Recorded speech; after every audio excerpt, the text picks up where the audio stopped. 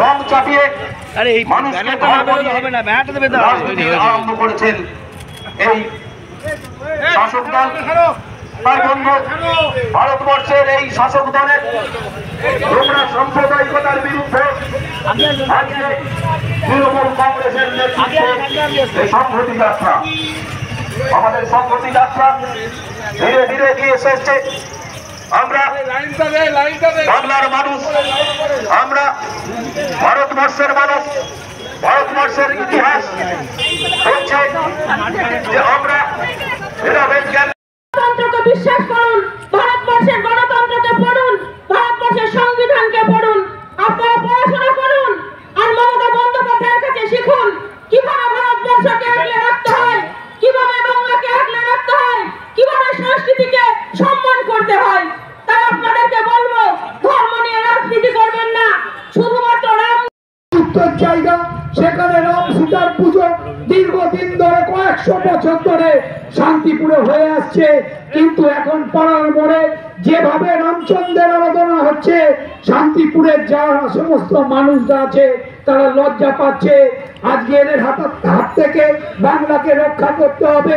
এই সমস্ত মানুষ যারা ধর্মকে বিক্রি করে আজকে রাজনীতি করার চেষ্টা করছে, তাদের বিরুদ্ধে শান্তিপুরের মানুষকে রুখে দাঁড়াতে হবে। শান্তিপুরে আমাদের আজকে প্রচুর মানুষ রাস্তায় নেমেছে, বিরাট মিছিল সংগঠিত হয়েছে। মানুষ তৃণমূল কংগ্রেসের পাশে আছে, জননেত্রীর উন্নয়নের পাশে আছে। 2024 সাল এসেছে, তাই আজকে রাম মন্দিরের উদ্বোধন করে এবারের লোকসভা ভোটে নরেন্দ্র মোদী আবার প্রধানমন্ত্রী হতে চাইছে। এটা বাচ্চা ছেলে বাচ্চা মেয়েরাও বুঝতে পেরেছে। নরেন্দ্র মোদী এত হুটোপাটা করে রাম মন্দিরের উদ্বোধন করার কারণ কি? 10 টাকার কেরোসিন 110 টাকা, 400 টাকার গ্যাস, 1000 টাকা, 50 টাকার পেট্রোল, 100 টাকা, নিত্য প্রয়োজনীয় জিনিসের দাম হুড় করে বেড়ে যাচ্ছে। মানুষকে উত্তর দেওয়ার কিছু নেই। বছরে 2 কোটি চাকরি দেবে। উপপৌরপতি কৌশিক প্রামাণিক, আমাদের শাখা সংগঠনের সমস্ত নেতৃত্ব, কাউন্সিলর বন্ধুরা এবং আমাদের দলের সব ওয়ার্ড সভাপতি ও বুথ সভাপতিরা সকলেই হাজির ছিলেন। আপনারা জানেন কেন এই সংহতি মিছিল? আমাদের নেত্রী মাননীয় মুখ্যমন্ত্রী মমতা বন্দ্যোপাধ্যায়ের নির্দেশে আমরা সারা পশ্চিমবাংলা ব্যাপী যে সংহতি মিছিল এবং সম্প্রীতি মিছিল আয়োজন করেছি, আমরা তার একটি অংশ মাত্র শান্তিপুরবাসীর তরফ থেকে। এই শান্তিপুর বিগত 500 বছর ধরে যে হিন্দু ধর্ম সনাতন ধর্মে বিশ্বাসী হয়ে মহাপ্রভু এবং অদ্বৈত মহাপ্রভুর নির্দেশে আমরা হিন্দু ধর্ম পালন করে আসছি, সেই ধর্ম আমরা যথাযথ পালন করি।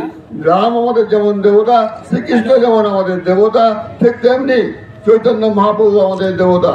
আমরা এখানে এই মিছিলে যাদের সঙ্গে নিয়েছি, আমাদের বাংলা সংস্কৃতির, বাংলার যে কাব্য, বাংলার যে কবিতা যারা লিখেছেন, সেই সমস্ত মনীষীদের নিয়ে আমরা মিছিল করেছি। আমাদের মিছিলে ছিলেন রবীন্দ্রনাথ ঠাকুর, আমাদের মিছিলে ছিলেন কাজী নজরুল ইসলাম, আমাদের মিছিলে ছিলেন মাইকেল মধুসূদন দত্ত।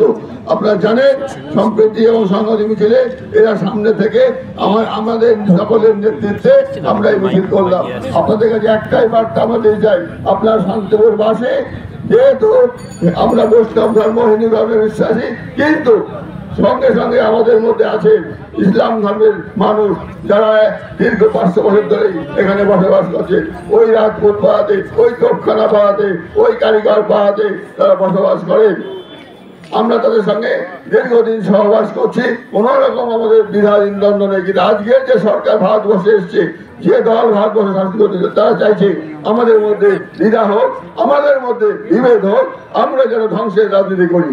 এটা আমরা হতে দেবো না।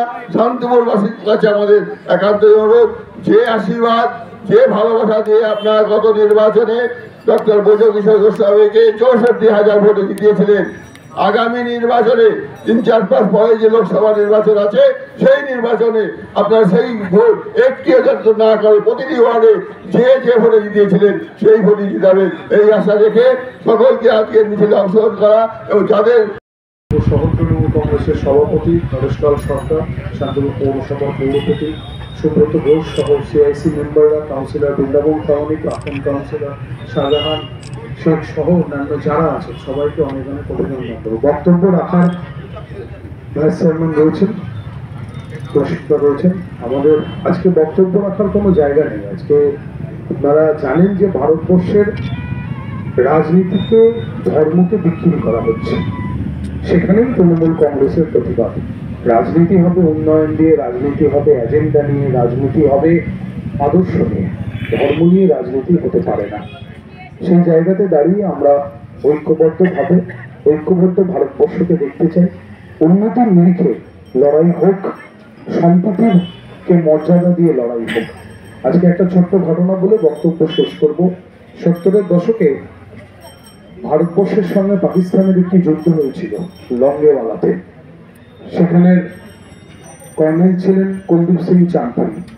তার নেতৃত্বে যখন ভারত লড়াই করছে পাকিস্তানের বিরুদ্ধে, তখন একজন ক্যাপ্টেন ছিলেন, তার নাম ছিল ভৈরব সিং। তিনি যখন গ্রামবাসীদেরকে খালি করাচ্ছেন, যখন বোম এসে পড়ছে, তখন একটা বাড়ি থেকে একজন মানুষ কিছুতেই যেতে চাইছেন না, অথচ তার বাড়িটা আগুন ধরে গেছে। তো তিনি গিয়ে বারবার বলছেন যে আপনি যেতে চাইছেন না কেন, কি এমন জিনিস আছে এই ঘরের ভেতরে যার জন্য আপনি যেতে চাইছেন না? তিনি বললেন যে আপনি সাহেব হয়তো জানেন না, আমার সব থেকে প্রিয় জিনিস তো এই ঘরে আছে, আমি ওটা না নিয়ে কিছুতেই যাবো না, তাতে মরতে হলে মরবো। তিনি বললেন কি আছে এই ঘরে? এই জ্বলন্ত ঘরের মধ্যে আমার কোরআন শরীফ রয়েছে, আমি কোরআন শরীফকে ফেলে যেতে পারবো না। তাই হিন্দু ভৈরব সিং ক্যাপ্টেন ভেতরে গিয়ে আগুনে নিজের প্রাণকে বিসর্জন দেওয়ার ভূমিকায় উপনীত হয়ে সেই কোরআনের শরীফটা ধরে এনে তার হাতে দিয়েছিলেন, দিয়ে বলেছিলেন এবার আপনি যাবেন তো? উনি বলেছিলেন হ্যাঁ, এবার আমি যেতে পারবো। আর সঙ্গে সঙ্গে বলেছিলেন আপনি একজন হিন্দু হয়ে আমার জন্য কোরআন শরীফ নিয়ে এলেন। তখন একটা অসাধারণ উত্তর দিয়েছিলেন, এটা লিখিত সত্য, আমি কিছু বানিয়ে বলছি না। সেই লঙ্গেওয়ালা আউটপোস্ট আজও আছে, আজও কুলদীপ সিং চাঁদপুরির নাম সবাই স্মরণ করে। তো সেই ভৈরব সিং বলেছিলেন আমি হিন্দু, নিজের ধর্মকে এগিয়ে নিয়ে যাব, অপরের ধর্মকে রক্ষা করব, এটাই আমাদের হিন্দু ধর্ম। আর আজকে ভারতবর্ষে করতে পারছে। আমরা মনে করি আমরা যে যার ধর্মে আছি আমরা ভালো আছি, কিন্তু অপরের ধর্মকে আমরা সম্মান জানাবো। সেটাই ভারতবর্ষের সম্প্রতি। কেউ বলবে হিন্দুরা সমস্যায় আছে, কেউ বলবে মুসলমানরা সমস্যায় আছে, আর আমি বলবো এই প্রধানমন্ত্রীর হাতে আমার ভারতবর্ষ দুশ্চিন্তায় আছে। মামাটি মানুষ জিন্দাবাদ, মমতা বন্দ্যোপাধ্যায় জিন্দাবাদ, আমার নেতা অভিষেক বন্দ্যোপাধ্যায় জিন্দাবাদ।